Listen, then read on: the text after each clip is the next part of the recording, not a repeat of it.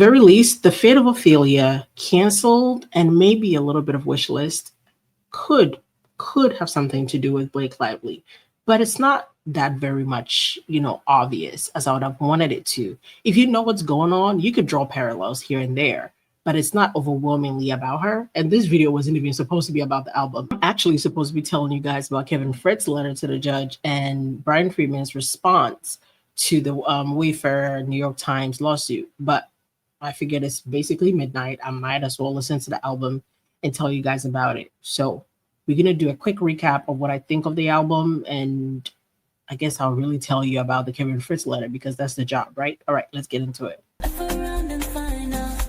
F around and find out.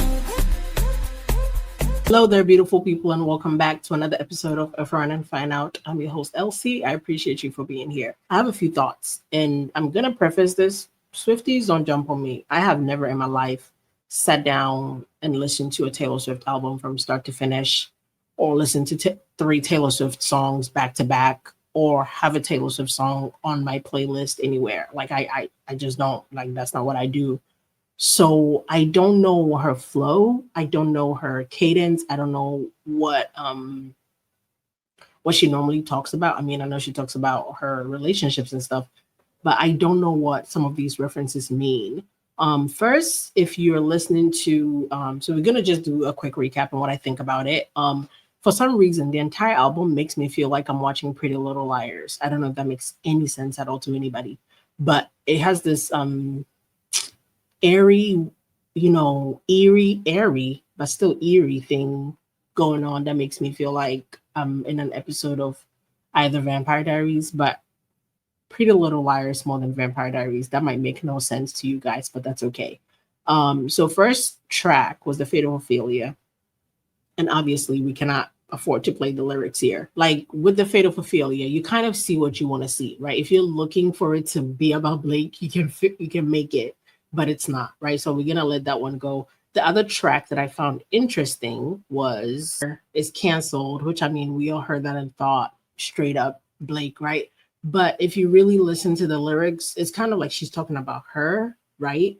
But again, I'm not a Taylor Swift girly. I've never had to listen to Taylor, so I've never really cared or know how she flows. Again, at the risk of repeating myself, but they had already picked out Your Grave and Hearse. Could be about Blake, could not. Beware the Wrath of Mass Crusaders. Did You Girl Boss Too Close to the Sun? She could be talking about herself as a girl boss, right? But she could also be talking about Blake thinking she could girl boss and take over. It ends with us. I don't think it's about Blake because, again, this album is not a lot of songs. I don't think that she took time to make one song or even a verse about that lady. There's a line in Canceled where she says, "Good thing I like my friends canceled." And when I heard that, I was like, ooh, okay. I mean, then she goes down to talk about Gucci, cloaked in Gucci and Scandal. I'm like, okay, right? Blake is in a scandal right now, all like her whiskey sour. Again, I don't know how she writes. I don't know how she thinks. I don't know what she normally says. I don't know. Because again, I listen to Kendrick Lamar. And when you're listening to Kendrick, there are lyrics you can hear that calls back to an album from 5-6 years ago. I have no clue if any of these instances are like that, right? I don't know. So I'm blind listening here. And I'm just going to say, altogether, I listened to the album in its entirety. I don't like it. Don't fight me. I don't like the album. It's not my cup of tea. It sounds like she was bored. But then again, I don't know what she normally does. I don't know how she normally curates her album. It didn't flow. Everything sounded the same. I mean, an album is supposed to sound cohesive, but this did not sound like different but cohesive. This just sounded okay. Like Fate of Ophelia might have been a different tempo, but everything else kind of was. It's like she was just reading the words of the page, and maybe that's just her style, and I don't know. And I'm sorry if that's what it is, but it's not my cup of tea. So not to say she's not a great artist or she's not who she thinks she is or who she is to you guys who like her. Shout out to y'all. Shout out to her. As for me and my household, we don't do the Swiftie situation. I don't get it. I don't resonate with any of her lyrics. It just is not my cup of tea. So, but Those of you who like it, I love that for you. If you like it, I love it, right? Before I put my foot in my mouth any further, we're going to jump to why we're really here. And the first thing we're going to talk about is the judge has officially given us the phone number and the access code to join the hearing that's going to be taking place today, right? By the time you're seeing this at 2 p.m. Eastern. If you've never done this before, you're going to dial the phone number and then they're going to ask you for the access code. It's easier if you have it written down rather than trying to like however you have it, and then type that in. You're probably going to sit on it for a few minutes before he comes on and the lawyers and everybody come on. Keep in mind, it's a video conference for them. So they're going to be seeing each other. We're just going to be hearing. Quick reminder, please do not record it. Don't stream it. Don't record it. It's not that important. Just listen to it and write some notes if you need to, or just come back and listen to me, Lauren, or anybody else who listened to the hearing. Maybe 855-244-8681. And the access code is 230-251-28756. And it's going to be at 2 p.m. Eastern. The other thing to cover is Brian Friedman has given a statement in response to the Wayfair parties being sued. I guess the Wayfair company itself being sued by the New York Times for damages and attorney's fees. And this is what Brian Friedman had to say. Baldoni's attorney, Brian Friedman, says in a statement obtained by People, win, lose, or draw, we refuse to cave to power brokers, even in the face of seemingly impossible odds. We continue to stand tall for a reason, the pursuit of truth in the face of giants, he adds. Our unwillingness to compromise our values, no matter the odds or the outcome, reflects a simple conviction that standing up for the truth and what is right matters. If the current laws protect legacy media in this manner, perhaps it's up to us to ignite that change. I love that. I think that's very strong. I think that lets you know. Somebody earlier, we were on live on TikTok, and somebody was like, this sounds like they're setting up for a settlement. And I was like, no. This sounds like they're setting up whether the judge awards New York Times, the attorney's fees, whether it has to go all the way to trial. They're not backing down. And whatever the outcome is, they're not, giving up their values for a win here. I'm pretty sure that's what I read. So I don't know how anybody else interpreted this any other way.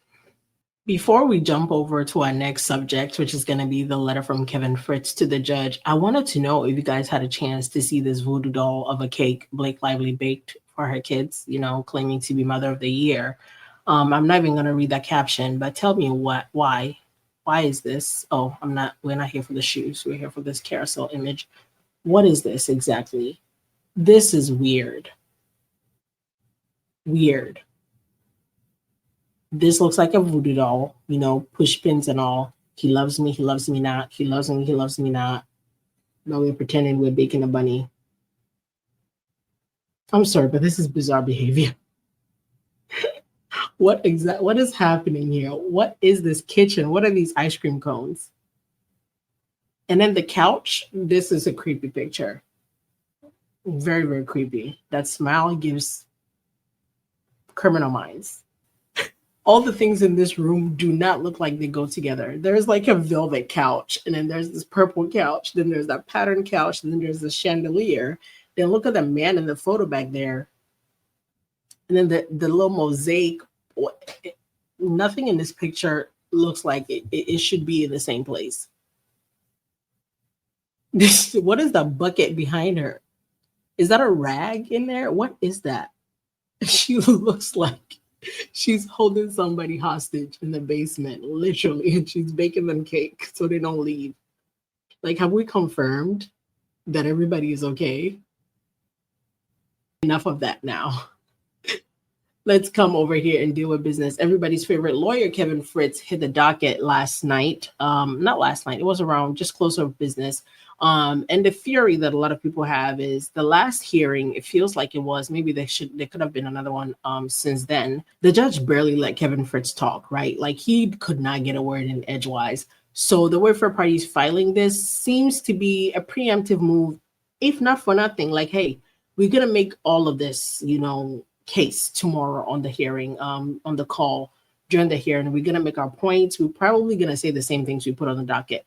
But just in case we have another situation where this judge doesn't let us talk, hey, let's just put these things on paper. Let's file it. It's on the docket. If we don't get to say what we need to say, if we forget to say something, our thoughts have, shown up on paper.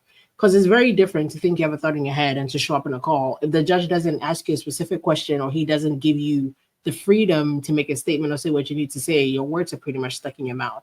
I don't know why I'm telling you guys this like I'm a lawyer and I've been on a call with the judge, but it feels like that. So first things first, Blake Lively, the reason we're having a hearing, one of the reasons at the very least, is Blake wants an extension in order to respond to the Wayfair party's motion for judgment on the pleadings. So the recent motion is pretty much to dismiss some of Blake Lively's claims, right? That way we can get on with the big stuff, the important stuff. And Blake is requesting more time to respond, and she's pretty much asking for the motion to be denied. So either the judge finishes that hearing and it's like, yeah, actually, you don't even need extensions because I'm denying it, which it's not going to happen. That's just worst case scenario, which I feel like we need to be prepared for in this case. He's claiming that they missed the deadline, which they didn't miss the deadline. The deadline is still coming up, actually.